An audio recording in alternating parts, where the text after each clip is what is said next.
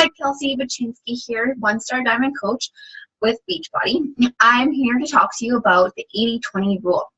So I'm going to keep today quick and short because we kind of went over this yesterday, but I want you to start thinking about what you can give up in your life or what you can make into a treat that fits into the 20% of your life versus something that is holding you back 80% of the time.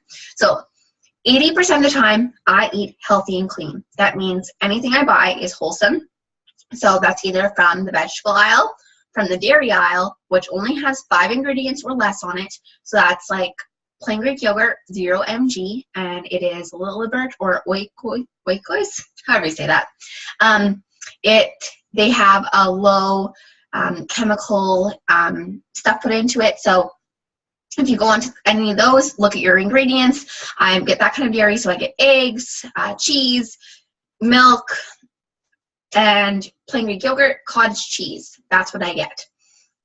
The rest is from the vegetable or meat. I get all fresh meat always, and I make sure that it's always fresh, not packaged, not something that I can buy in a box or something that I can buy that's already partially cooked. That's not good. You want it to be fresh. So 80% of the time I eat clean. So this is food that is wholesome.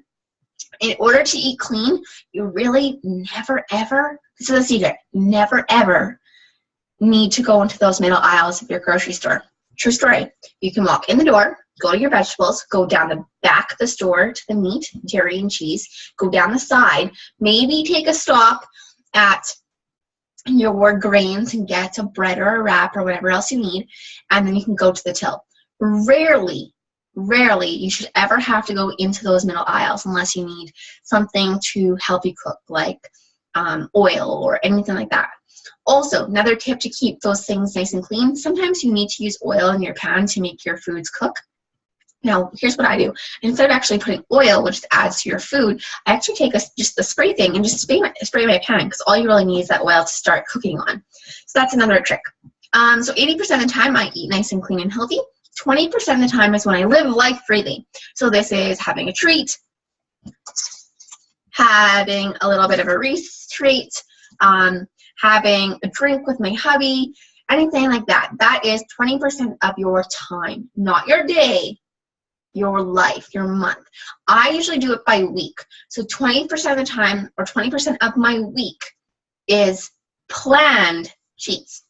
So, for instance, if you're going to supper to a friend's house, you're going out for supper, or you're going to have a drink on Wednesday because it's wing night and you're with your friends, or Halloween is coming up and you say, you know what, I'm going to have 5 treats at Halloween, and that is it. That's 20% of the time. 20% of your week or the food you intake can be a cheat. That's for balance. That's so you can make this a sustainable lifestyle. 80% of the time should be clean. If you're wanting to see some serious results, you should be turning that to 90-10. So that's how I live my life. When I get way off whack, I'm not going to lie, I've had a couple times in the last 5 months where it's been more like 50-50. And I've gained 10 pounds and then I've had to lose it again. Or I've gained the jiggles in my arm back, okay? You know those extra jiggles in the arms? That comes back real fast when you're not eating clean. So it's really important to keep that in mind.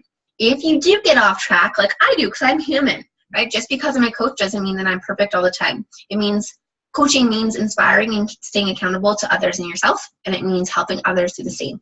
So for myself, sometimes I get off track. And I think 80-20. Kels, did you eat 80-20 this week? If not, I need to relook at my plan and I need to make a new plan. And that's how I stay on track and engaged. So that's what I do, 80-20, 80-20, 80-20.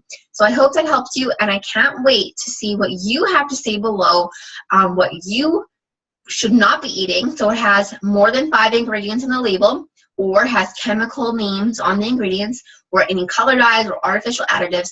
If it has any of those, how can you get rid of it in your diet, or how can you limit it to once a week?